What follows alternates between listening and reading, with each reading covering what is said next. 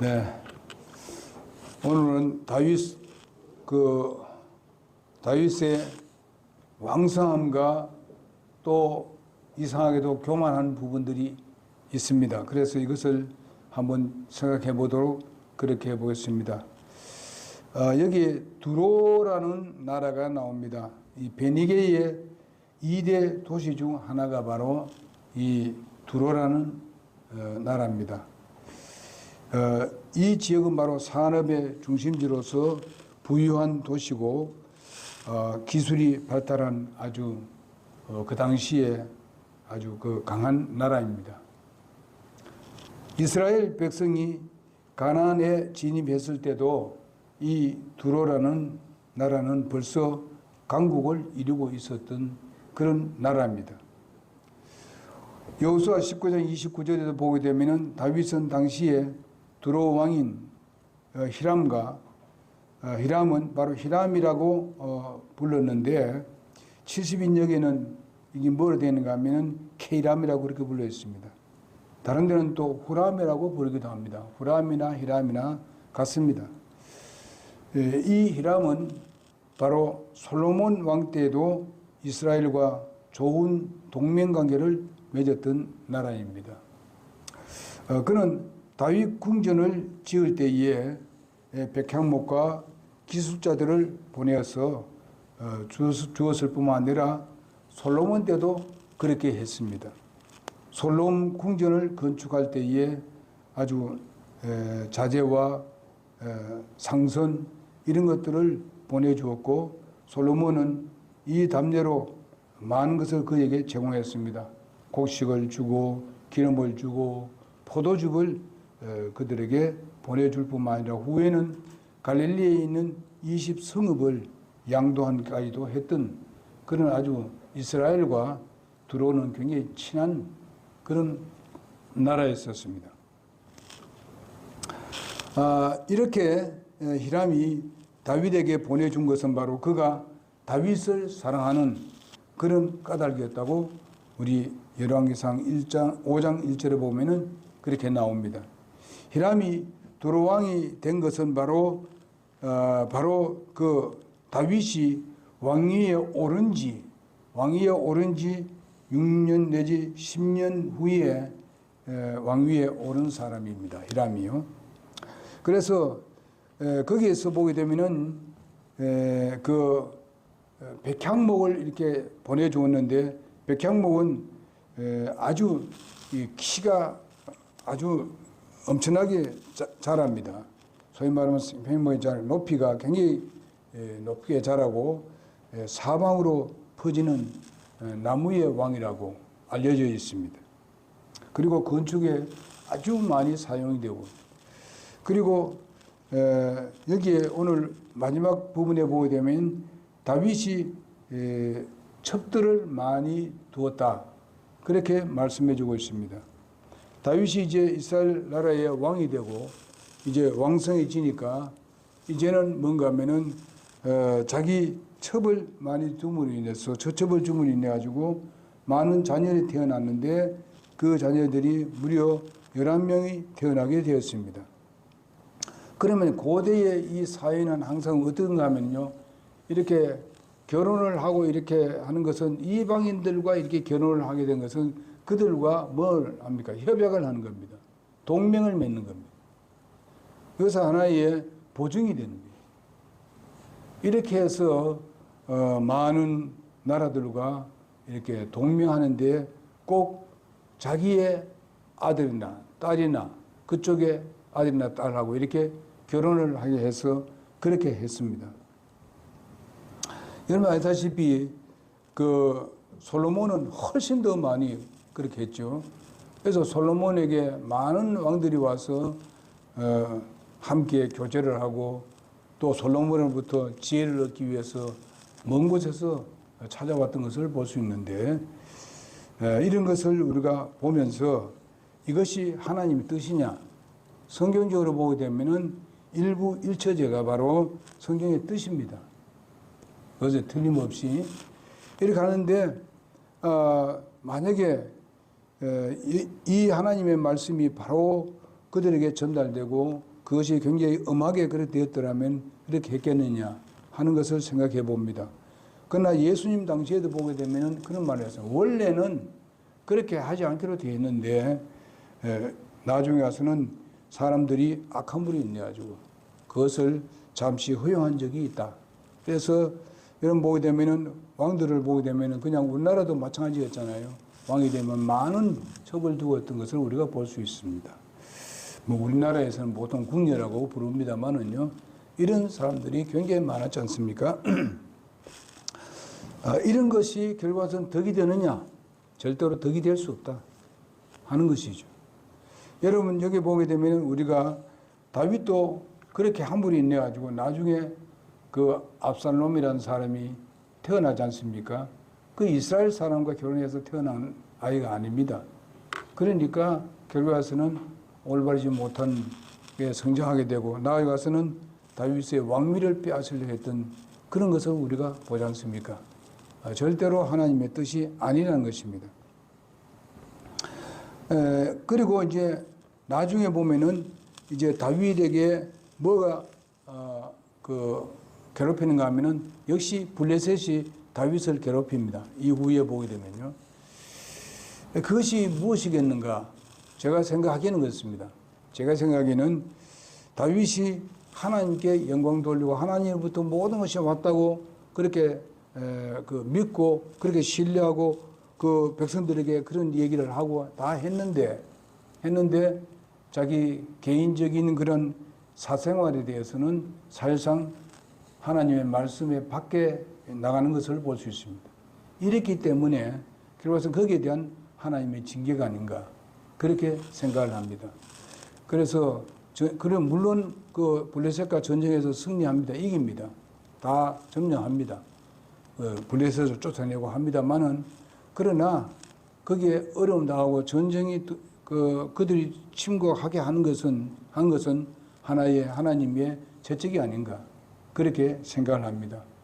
그래서 하나님께서 다윗과 약속한 것은 그것은 틀림없이 약속을 지킵니다만은 그러나 그 약속의 말씀을 쫓아서 계속 거기에다 자기 자신을 들이지 아니하고 바로 자기 개인적인 일, 소위 말하면 사생활에 악한 일을 할 때에 그것은 바로 하나님의 징계에 따른다 하는 것이죠. 그래서 나중에 보면 자기 가족도 아들들도 다 다는 충성하지 않습니다. 이런 것을 우리가 보게 됩니다.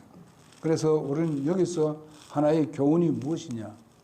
하나님께서 우리가 구원을 받고 하나님 자녀가 되었고 그다음에 교회를 하나님께서 필요와 같은 교회를 세우셔서 하나의 지체를 이루어주고 또 이 교회를 통해서 하나님께서 복을 주겠다고 분명히 약속을 했는데 우리가 거기에 믿음을 두지 아니하고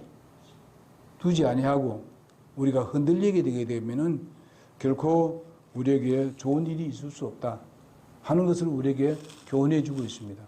그러니 우리가 히브리서 12장에도 보게 되면은 하나님의 징계라는 이야기를 우리가 많이 들었지 않습니까?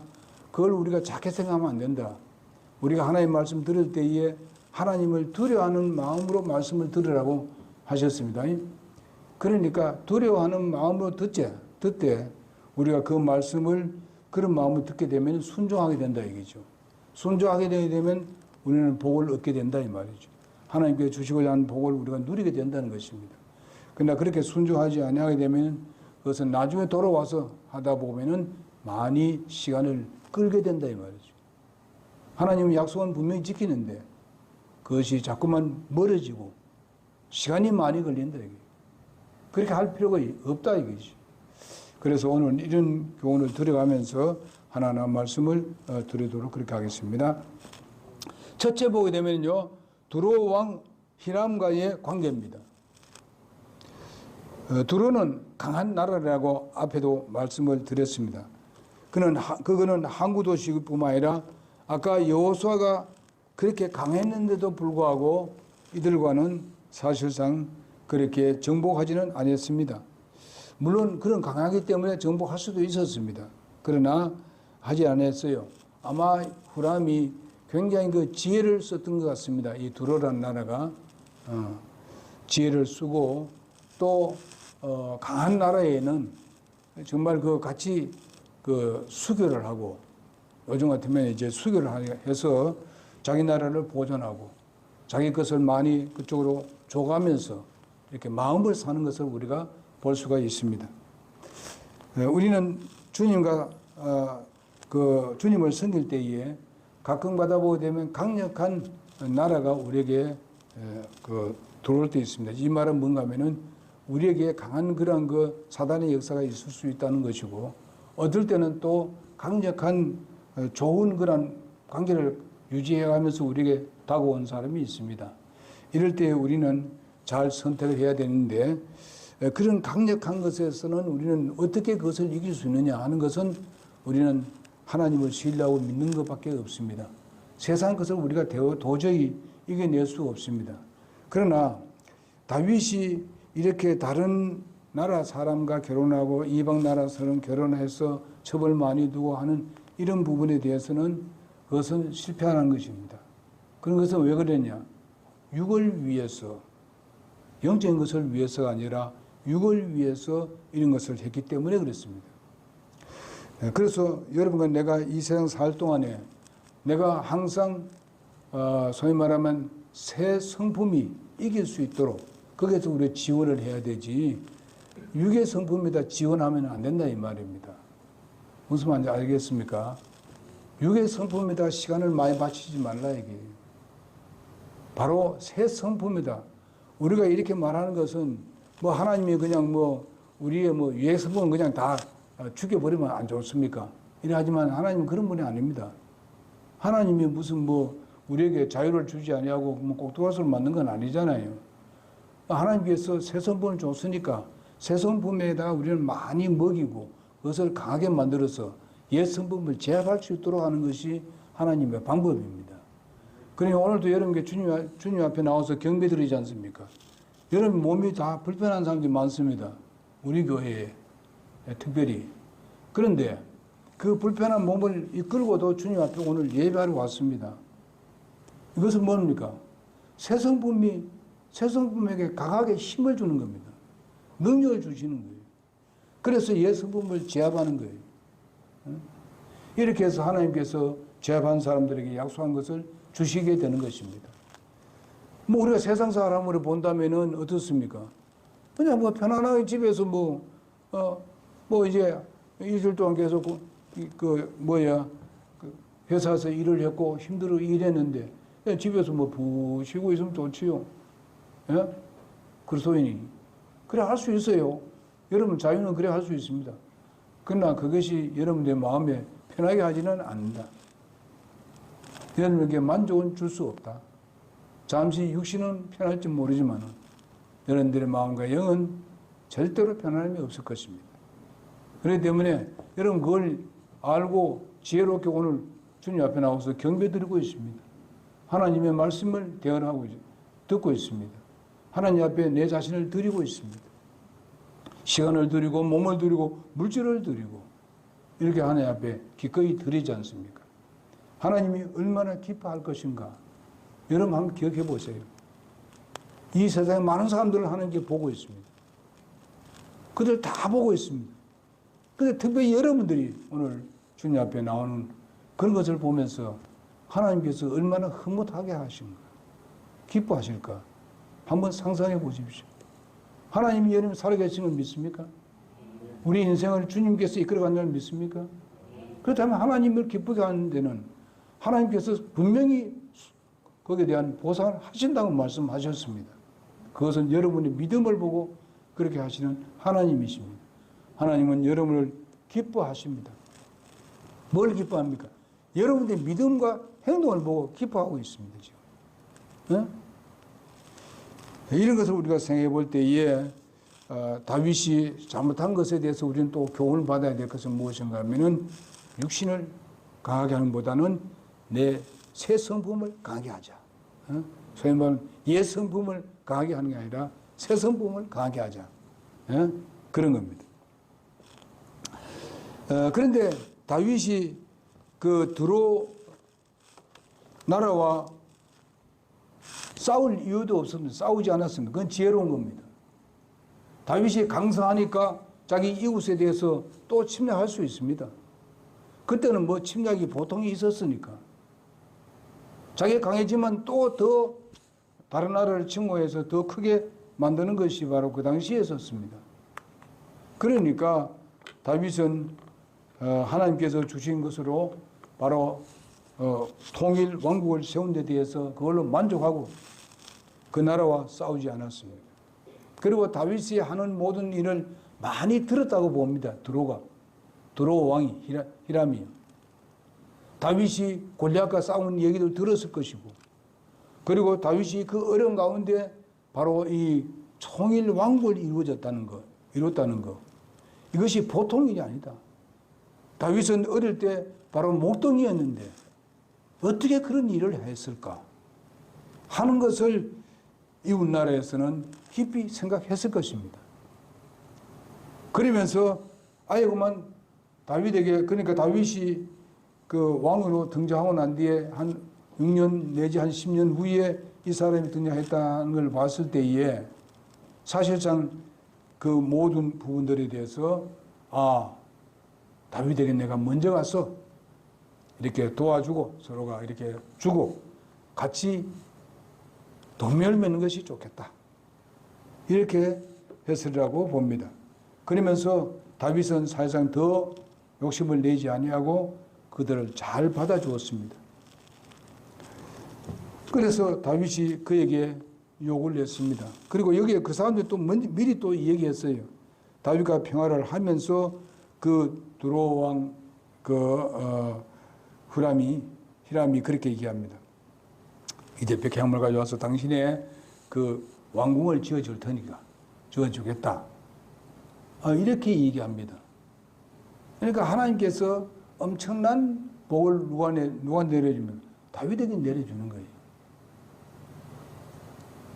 정말 우리가 강하면 강할수록 하나님께서 내가 더 잘되게 하면 할수록 우리는 어떻게 되겠습니까? 하나님께 더 감사하고 더 겸손하게 주님을 쫓아야 되는 것이 우리의 믿음입니다. 그것을 하나님께서 우리에게 요구하고 계십니다. 그래서 우리가 제일 무서운 게 뭔가 하면은 내가 잘 되고 돈 좀 잘 벌려지고 뭐 좀 이렇게 잘 내나갈 때에 우리는 더욱 겸손하고 더욱 하나님 앞에 감사하는 그런 마음을 가져야 됩니다. 그럴 때 하나님께서는 그것을 지속해 줄 뿐만 아니라 더 많은 걸로 채워주리라 저는 확신합니다. 이것은 하나님 뜻이에요. 우리가 성경을 보게 되면 그런 사람들을 많이 봅니다. 우리의 믿음의 선배들이 우리 쭉 봤습니다만은 그들도 때로는 이런 유혹에 빠져서 넘어간 적이 있었습니다. 그러나 나중에 와서는 다시 회복하는 것을 볼 수 있는데 그것은 다 인간이 이렇게 되기 때문에 이런 때가 있구나 하는 것을 알고 우리는 그 교훈을 받아서 우리는 그것을 많이 들었고 많이 봤잖아요. 성경 말씀이. 그러니까 우리는 더 그런 부분에 대해서 유혹이 되어서 넘어가지 말아야 된다 하는 것을 우리에게 가르쳐 주고 있습니다. 우리가 다른 사람과 함께 하는 데 있어서 정말 서로와 평화하고 함께 하는 것이 이런 것이 좋습니다. 우리는 교회 안에서도 이런 것 서로가 정말 그 교류를 하며 교제를 하면서 서로가 하나 되는 것 이것이 너무나도 중요한 것입니다. 다윗이 있을 때에 다윗을 섬기는 그런 나라가 소위 말하면은 유다에 있었던 그런 족속하고 그다음 그의 반대로 있었던 열 족속하고 이것은 사실상 참 어려운 그런 하나 되기가 어려운 것이었습니다. 왜냐하면 사람이나 모든 힘이나 봤을 때는 북쪽에 있는 게 더 강했습니다. 그럼 왜 그러냐? 어디에다 초점을 맞췄는가 하면은 바로 하나님의 말씀에 초점을 맞췄기 때문에 하나 될 수가 있었다는 것입니다. 기준이 하나님의 말씀이었었어요. 하나님 말씀으로 돌아가 보니까 다윗이 왕이 되는 게 당연하다. 그러나 그들이 가면 갈수록 저들이 다윗을 따르지 않는 사람들은 더 쇠퇴해져 갖고 다윗은 더 상승해 갔다 이 말이에요. 그건 뭐냐? 하나님 말씀을 기준을 두고 정치를 했을 뿐만 아니라 그 말씀을 따라서 했기 때문에 바로 통일 왕국을 이룰 수가 있었다는 것입니다. 하나님께는 꼭 원칙이 있습니다. 그 원칙이라는 것은 하나님의 말씀 이외에는 다른 게 없어요. 인간의 생각이 아니고 하나님의 생각, 하나님의 말씀이 가정이나 사회에서나 지금 교회 안에서나 거기에서는 우리의 중심은 말씀이어야 된다. 이건 우리가 수차례 듣지만은 사단의 괴락이 있기 때문에 우리가 잘못하게 되면 넘어갈 수 있으니 항상 말씀 위에 굳게 서 있어야 됩니다. 이렇게 할 때 우리가 승리할 수 있고 우리의 삶에 대해서는 하나님께서 책임져 주시는 게 되는 겁니다. 비록 현실로 본다면 그런 것이 보여지지 않는다 하더라도 우리 끝까지 하나님 말씀 붙들어 가야 됩니다. 그러면 하나님의 말씀에 대해서는 하나님이 책임져 주시는 거예요. 무슨 말인지 알죠? 사람의 말은 하나님께 책임질 수 없어요. 하나님의 말씀에 서 있을 때 하나님은 자기 말씀을 어떻게 해요? 책임져야 되죠. 그렇지 않으면 하나님이 하나님 될 수 없는 것입니다. 그러므로 우리는 하나님 말씀에 굳게 서서 좌우로 흔들리지 말아야 됩니다. 다윗이 결과에서는 개인적인 일에 대해서 좌우로 흔들렸던 것을 우리가 볼 수 있습니다. 잠시. 그렇기 때문에 거기서 얻어진 잘못된 것이 굉장히 그 가정에 많은 어려움을 가져게 했다는 것을 우리가 볼 수 있습니다. 그러나 은혜 시대하고 율법 시대하고는 많이 다릅니다. 우리는 하나님 앞에 빨리빨리 나와서 해결 지을 수 있는 길이 있습니다. 그리고 이 권력 잡고 나와야 되게 되면 그 권력 잡은 사람들은요, 함부로 이래저래 하게 되면 그것은 소위 말해 인정받지 못하는 그런 경우가 있지 않습니까? 여러분, 나는 솔직히 말해서 주님과의 깊은 관계 면에 있어서도 아주 개인적으로 우리는 만날 수 있습니다. 매주 우리 매일 아침에도 주님을 만날 수 있습니다. 그래서 우리가 주님과 이야기하고 기도하고 그 말씀에 서는 겁니다. 이럴 때면 우리는 좌우로 흔들 이유가 없습니다. 다윗은 두로 왕이 그렇게 경제적으로 강하고 기술적으로 강하고 이스라엘보다 뛰어나는 그런 것들이 있어도 다윗은 굴복하지 않았습니다. 도리어 그들이 와서 어쩌면 굴복하는 것 같이 되어버렸습니다. 그것은 누구 때문에 그렇습니까? 하나님. 다윗이 하나님 말씀의 원칙에서 살았기 때문에 그런 것입니다. 우리가 이런 말씀 있잖아요. 우리가 로마서 12장 21절에 나오는 말씀 보게 되면 악에게 지지 말고 도리어 선으로 악을 이기라. 다윗은 선으로 악을 이겼습니다. 응? 그렇기 때문에 자기의 옆에 있는 강한 나라도 와서 살서 어쩌면 굴복하는 것이죠. 가서 뭐 침몰 안 해도 와서 그냥 들어오잖아요. 뭐 좀 내라 말이에요 하면서 강하게 무슨 일이 안 해도 위협을 안 가해도 그 와서 그냥 굴복하잖아요. 여러분, 그것이 힘이에요.